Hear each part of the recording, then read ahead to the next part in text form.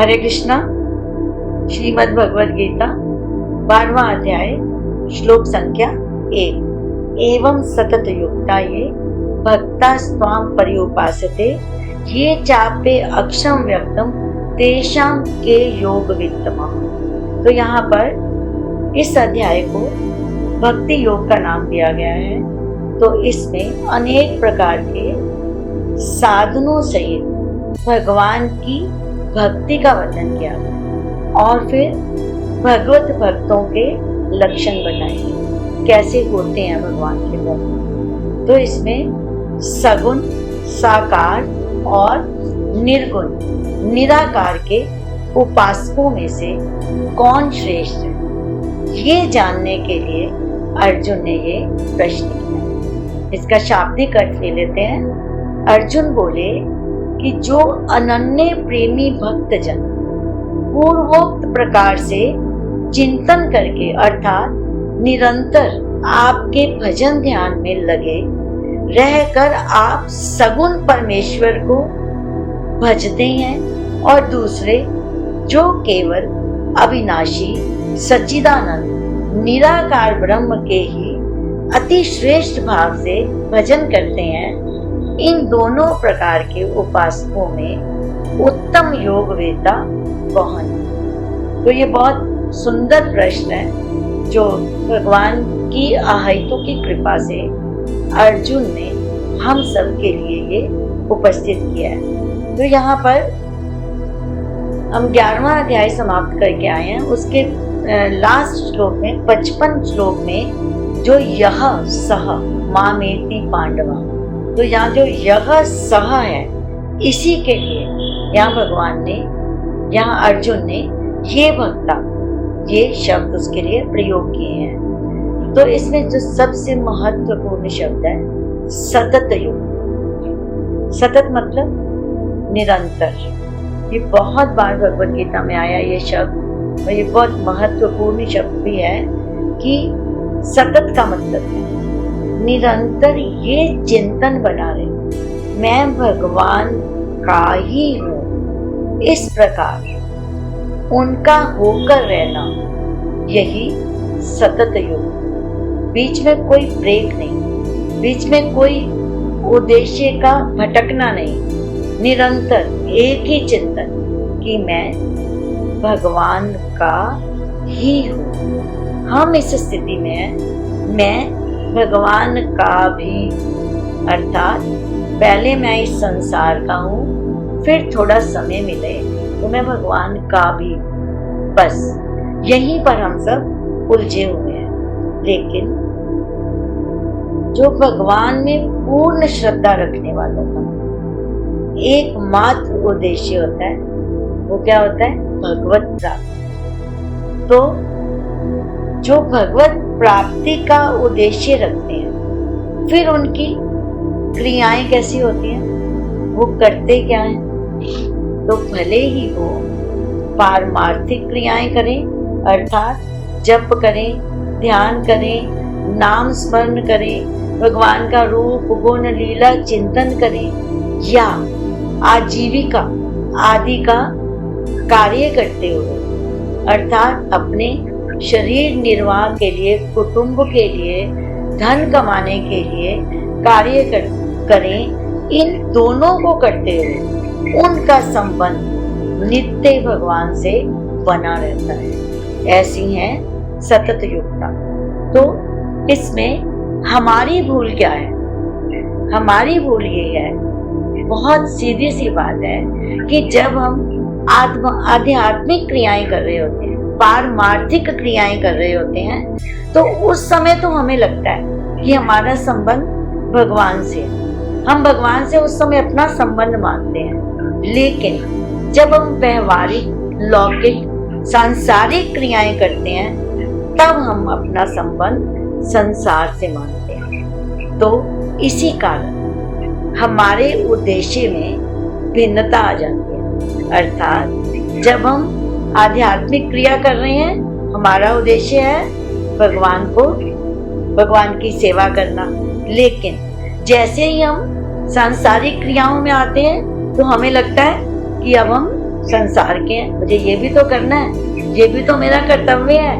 तो यहाँ पर हम भूल करते हैं। जब तक बुद्धि में धन प्राप्ति, मान प्राप्ति, कुटुंब पालन आदि भिन्न भिन्न उद्देश्य बने रहते हैं, तब तक हमारा संबंध निरंतर भगवान के साथ नहीं रहता। अगर हम अपने जीवन का एकमात्र उद्देश्य, एकमात्र, वन एंड ओनली वन, भगवत प्राप्ति को ठीक ठीक पहचान लें, तो हमारी प्रत्येक क्रिया साधन बन जाएगी। हर एक क्रिया भगवान को पाने का साधन हो जाएगी। जब भगवत प्राप्ति का उद्देश्य पक्का हो जाता है, तो फिर भगवान का जप ध्यान करें या फिर व्यवहारिक क्रियाएं करें, संबंध हमारा भगवान से ही होने लगता है। यदि ये बड़ी साधारण सी बात है कि यदि कार्य के शुरू में और अंत में भगवान की स्मृति है, तो फिर कार्य को करते हुए भी उसकी स्मृति बनी रहती है। इसको एक उदाहरण से लेते हैं। जैसे एक कोई व्यापारी है और वो पूरे दिन का आके घर में बैठकर वही खाते में जोड़ तोड़ हिसाब किताब कर रहा है, तो उसको उस समय जब उसने हिसाब किताब करना शुरू किया, तो उसको मालूम है मैं अमुक व्यापारी हूँ, मैं अमुक व्यक्ति के हिसाब का जोड़ तोड़ कर रहा हूँ, जमा घटा बना रहा हूँ। और लेकिन जब वो जमा घटा कर रहा होता है, जब वो बही खाता बना रहा होता है, तब उसे ये बिल्कुल ध्यान नहीं रहता जो शुरू में था कि मैं व्यापारी हूँ और मैं इस ग्राहक का इसका हिसाब किताब बना रहा हूँ। तो वो पूरी तरह से उसके अकाउंट्स में कोई गलती ना हो जाए, वो पूरी तरह से तल्लीन होकर उसी में लगता है। और जब वो कार्य समाप्त हो जाता है, तो एंड में भी उसको ये स्मृति बनी रहती है कि मैं व्यापारी हूँ और मैं अमुक व्यक्ति का हिसाब कर रहा था। लेकिन वो जो इन बिटवीन वाला कार्य था, जब वो हिसाब कर रहा था, उसमें तल्लीन था, तो दिखने में लगेगा कि इसको भगवान की विस्मृति हो गई है। इसको क्या भगवान की नहीं, इसको ये विस्मृति हो गई है कि मैं व्यापारी हूँ और मैं इसका हिसाब कर रहा हूँ। देखने में ऐसा लगेगा, लेकिन जैसे ही वो हिसाब किताब करके वही खाता रखेगा, उसको फिर से वही स्मृति आ जाएगी कि मैं व्यापारी हूँ और मैं उसका हिसाब किताब कर रहा था। तो ये जो जर्नी है, ये जो यात्रा है, जब उसने कार्य आरंभ किया तो उसको पता था मैं व्यापारी हूँ, मैं किसी का हिसाब किताब जोड़ तोड़ कर रहा हूँ, जमा घटा कर रहा हूँ, उसका मैं अकाउंट बना रहा हूँ। और जब वो बहुत तल्लीन होके बना रहा था, तब उसका वो गौण भाव में था कि मैं व्यापारी हूँ। लेकिन जैसे ही उसने खत्म किया, वो अपनी पूरी पूर्व स्थिति में आ गया। उसको पता था कि मैं कौन हूँ और मैं क्या कर रहा था। इन बिटवीन ऐसा लगेगा कि ये सिर्फ हिसाब कर रहा है, इसको और कुछ नहीं पता। तो इस तरह से अब ध्यान से इसको समझ लीजिए आप कि अगर हम पारमार्थिक कार्य करें या सांसारिक कार्य करें, उससे पहले हमारी स्मृति है मैं भगवान का हूँ, ये कार्य भगवान का है जिसको मैं करने जा रहा हूँ। उसके बाद आप उस कार्य में तल्लीन हो गए, लेकिन कार्य समाप्त करने पर उसको 100% आपने अपना दे दिया। कार्य को समाप्त करने पर आपकी वो स्मृति बनी रहेगी कि मैं भगवान का था और भगवान का ही कार्य कर रहा था। इसी को पहचानना, इसी को मानना। अभी बीच में आपको, जैसे हिसाब किताब करने वाले को बीच में ये स्मरण करने की जरूरत नहीं थी मैं व्यापारी हूँ। इसी तरह से जब हम कार्य कर रहे हैं, तो उसके शुरू में हमें पता होना चाहिए, उसके अंत में हमें वही स्मृति बनी रहेगी, तो हमारा उद्देश्य एक हो जाएगा। उद्देश्य एक है भगवत प्राप्ति। उस भगवत प्राप्ति के लिए हम संसार के कार्य भी कर रहे हैं और हम पारमार्थिक कार्य भी कर रहे हैं। तो कहने का अभिप्राय ये है बहुत संक्षेप में कि हम पारमार्थिक कार्य करें या हम सांसारिक कार्य करें, हमने केवल मात्र लक्ष्य भगवत प्राप्ति होना चाहिए। सांसारिक कार्य करते हुए लक्ष्य बदल नहीं जाना चाहिए, उद्देश्य में भिन्नता नहीं आनी चाहिए। तो यदि उद्देश्य में भिन्नता आ गई, जैसे कोई भक्त है जो भगवान का, जिसको हर वक्त भगवान की स्मृति बनी रहती है, तो वो जब सांसारिक कार्य करता है तो भी वो भगवान को समर्पित करते हुए करता है। उसको एक बार भी ये स्मृति नहीं आती कि मैं अपने लिए कर रहा हूँ, बीच में उसको स्मरण करने की जरूरत ही नहीं है। तो यदि कर्तव्य कार्य के आरंभ में और अंत में साधक का ये भाव है कि मैं भगवान का हूँ और भगवान मेरे हैं और मैं भगवान के लिए ही सब कुछ कर रहा हूँ, तो इस भाव में जरा सी भी शंका नहीं उसको, तो फिर अपने कार्य में तल्लीन हो जाने पर भी उस समय उसे दिखती है कि भगवान विस्मृत हैं, लेकिन वे वस्तुता विस्मृति नहीं मानी जाएगी। तो यही इसका अभिप्राय है सततम। इसी तरह भगवान ने कहा त्वाम अर्जुन ने कहा त्वाम पर्युपासो, त्वाम आपको, तुम्हें। इसका अभिप्राय है कि त्वाम मतलब जैसा मैं आपको देख रहा हूँ, सगुण साकार स्वरूप आपका। आप जब भक्तों भगवान का सगुण साकार रूप बहुत रूपों में, और जो भगवान भिन्न भिन्न समय पर भक्तों की इच्छा के अनुसार धारण करते हैं। कभी किसी रूप में आते हैं, विविध रूप धर के आते हैं भगवान, और भक्त लोग अपनी मान्यता के अनुसार अनेक रूप और नामों और उनके गुणों का चिंतन करते हैं। तो इस तरह से त्वाम पर्युपासते, आपकी जो उपासना की जाती है सगुण साकार रूप की, और पर्युपासते, अब उपासते भी तो कह सकते थे,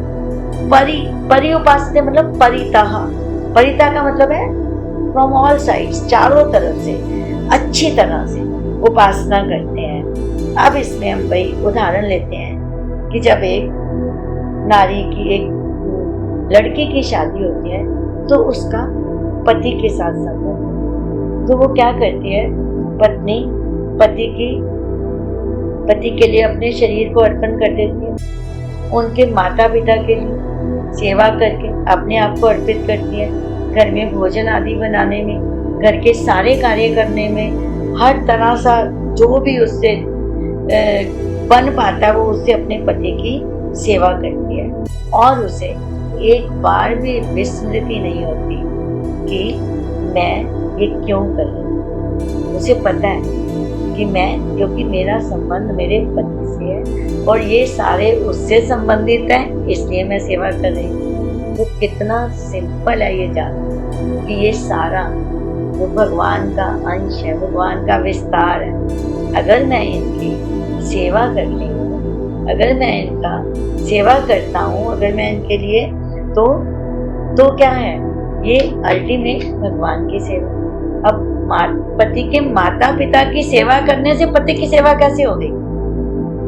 पति की सेवा इसी तरह से हो गई कि हमने एक रिश्ते को स्वीकार करके बाकियों को उनका संबंध मानते हुए हम उनकी भी सेवा करते हैं। तो इसी तरह से भगवान में तल्लीन रहकर भगवान का जो जप स्मरण चिंतन करते हैं, और ये तो हो गया पारमार्थ, और संसार के प्राणियों को भगवान का मानकर उनकी सेवा करते हैं, कभी भगवत आज्ञा से, कभी सांसारिक कर्मों को करके हम करते सिर्फ भगवान की ही उपासना। क्यों?